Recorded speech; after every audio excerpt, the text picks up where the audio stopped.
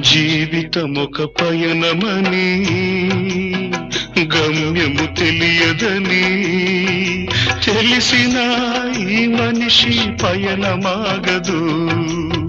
జననం ధర్మమని మరణం కర్మమని తెలిసిన జనన మరణ చక్రమాగదు.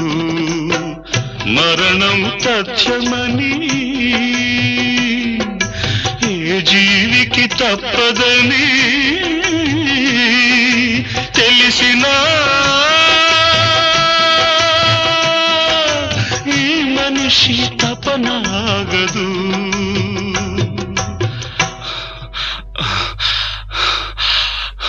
ఈ బ్రతుకు తపనాగదు. ఆగదు ఏ నిమిషము నీ కోసము.